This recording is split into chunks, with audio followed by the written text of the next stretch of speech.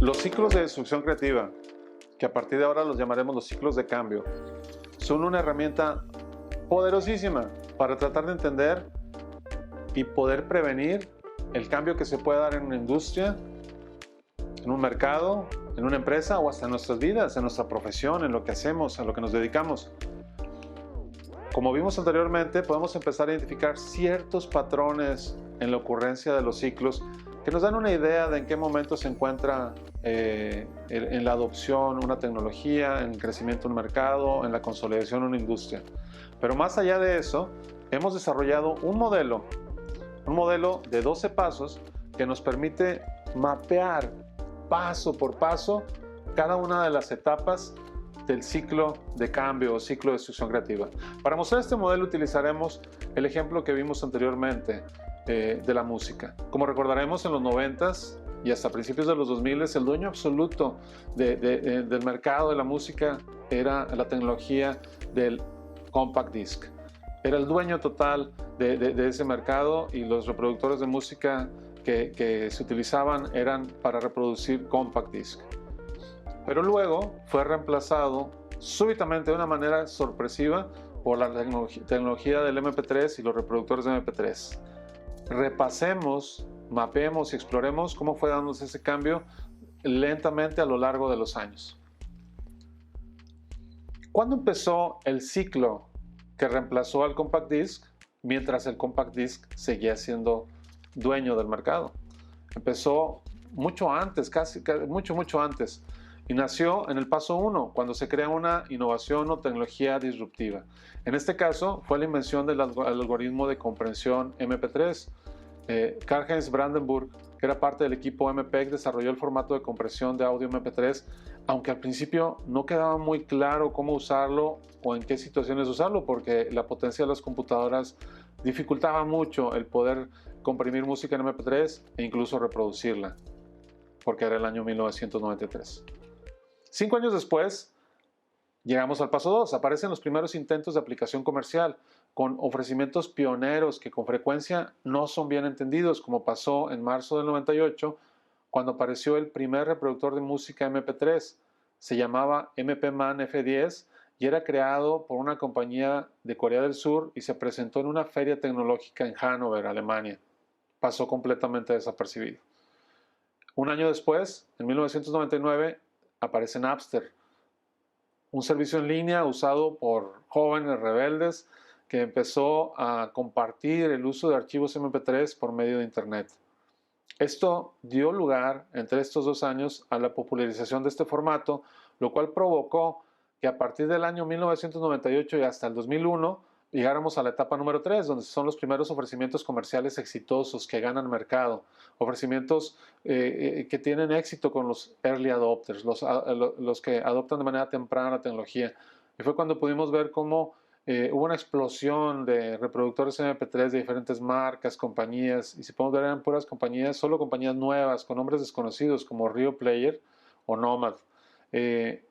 Todos vistosos, llamativos y muy difíciles de usar, porque era complicado para un usuario normal, para un ser humano normal, el poder identificar, encontrar música MP3 y cargarla en esos dispositivos. Pero en el 2001 llegamos al paso número 4, que es donde despuntan los primeros líderes del mercado, industria, tecnología. Los que serán los futuros dueños del mercado toman delantera y aparecen y llaman la atención. Así sucedió en octubre del 2001, cuando Apple presentó el iPod. En un evento muy sencillo, en un auditorio en las oficinas de Apple, Steve Jobs presentó este dispositivo a un grupo muy pequeño de reporteros y empleados. Costaba $400, $399, y te ofrecía la increíble capacidad de almacenar 1000 canciones, pero lo mejor es que era compatible con las computadoras Mac y con el software de iTunes, lo que facilitaba el poder cargar música en este dispositivo. La reacción de la prensa y del mercado fue muy desalentadora. Hubo críticas incluso de que Apple estuviera perdiendo el tiempo y desenfocándose al ofrecer este tipo de dispositivos. Esto suele pasar al principio de estos ciclos, ¿no? La gente no le ve el beneficio, y aquellos que nos creemos analistas de escritorio inmediatamente empezamos a criticar a las empresas por hacer cosas que no corresponden con lo que creemos. Pasamos al paso número 5. Y es aquí donde se empieza a volver interesante porque se desarrollan plataformas o ecosistemas exitosos. ¿Qué significa esto? Que se crean mecanismos que aseguran lealtad y permanencia de clientes. Este mecanismo, en este caso, fue el lanzamiento del iTunes Music Store en abril 28 del 2003, que ofrecía la venta de música, la venta de canciones individuales a 99 centavos de dólares y contando con un catálogo de 200,000 diferentes canciones. En la primera semana se vendieron 1 millón de canciones, lo cual cayó muy rápido la boca de los críticos. Y al final de ese año apareció el iTunes Music Store para Windows, que fue la primera aplicación que Apple creó para PCs. Más de 1 millón de iPods se vendieron para junio del 2003 y eso convirtió al iPod por completo en el líder de este naciente mercado. A partir de ese momento el iPod se convirtió en el líder y empezó su largo dominio que empezó en el 2001 y concluyó, podríamos decir, en el año 2019 o hasta hoy, 2021, con 20 años, 16 generaciones y 26 modelos bases de iPods. ¿Qué vemos aquí? Que la innovación ya deja de ser disruptiva y se vuelve adyacente, se empiezan a dar extensión de líneas, nuevas versiones de los mismos ofrecimientos. Si vemos la evolución del iPod a partir de los años, lo que vemos son variaciones sobre un mismo concepto exitoso, ¿no? Tal como sucede en la industria automotriz, donde cada año los carros son una variación sobre el mismo tema, ¿no? Todo esto se acaba cuando, en el 2017, a partir de 2017 ya no hay iPods tradicionales y Apple solo vende el iPod Touch, pero me estoy adelantando. Pasamos ahora al paso 7. Poco a poco, la falta de innovación resulta en que más que cosas nuevas, más que innovación, se ofrezcan novedades, variaciones y cambios, cosas llamativas nada más, diferentes materiales, diferentes colores, diferentes formas y el uso cada vez más fuerte de publicidad para reemplazar la falta de cosas nuevas, ¿no? Las campañas de iPod se volvían parte de esa aparente innovación o cambio porque cada campaña era diferente cada año y llamaban mucho la atención. Después de un tiempo, el mercado empieza a perder valor y las compañías que viven en él empiezan a buscar maneras de reducir costos. El crecimiento, y llegamos con esto al paso número 8, el crecimiento queda a cargo ya no del área de producto, de innovación, sino de las áreas comerciales y operativas que buscan la excelencia operativa y la excelencia comercial. Vender más, gastar menos. Se vuelve relevante la reducción de costos, por ejemplo en empaques, los cuales, como podemos ver en la imagen, cada año se volvían más sencillos y más simples hasta llegar a lo mínimo indispensable. En algún momento de esta etapa pasa algo que por lo general pasa desapercibido y este es el paso número 9. Las señales del siguiente ciclo se vuelven visibles pero son ignoradas. En este caso podríamos mencionar 3 de esas señales. La primera es que Apple presentó un celular que incluía acceso al iTunes Music Store. Estamos hablando con el 2005, Apple presentó el Motorola Rocker, un teléfono con el que la compañía no se sentía nada conforme de ofrecer sus productos. El desdén que Steve Jobs presentaba ante este dispositivo era notorio y ya desde entonces se anunciaba o se preveía la llegada de un teléfono de parte de la compañía. En el año 2006 aparece una empresa que llega con una idea completamente innovadora. No vender música, sino darte una renta mensual con el mismo estilo que Netflix.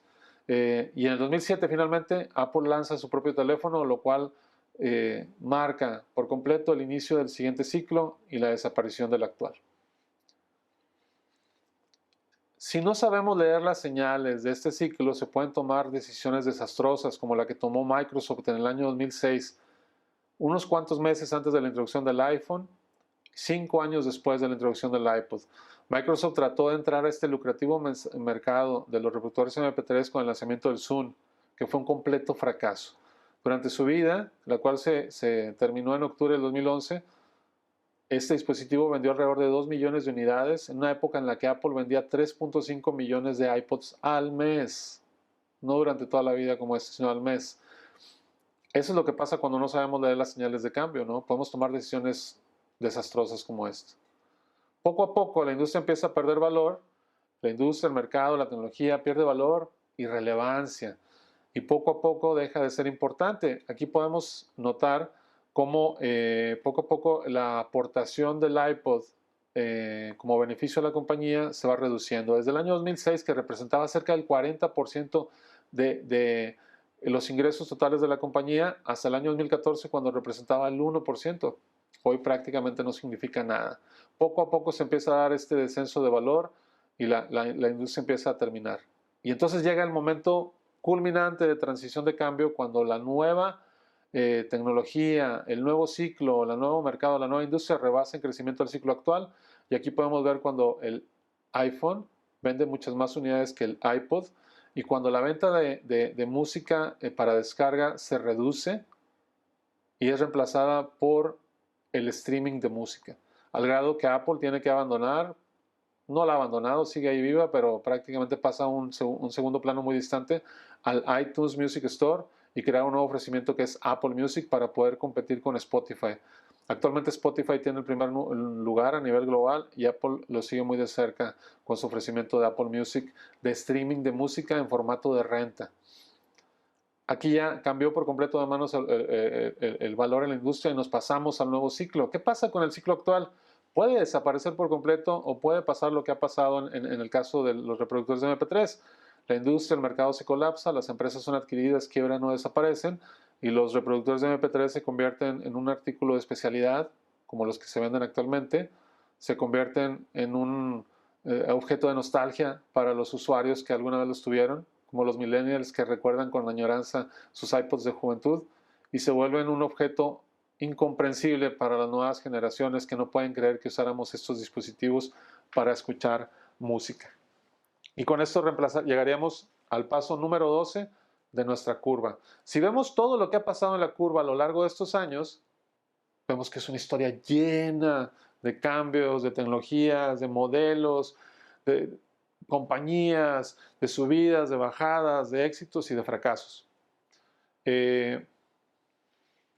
Podemos observar también que hay dos actividades fundamentales que empiezan a suceder en este momento.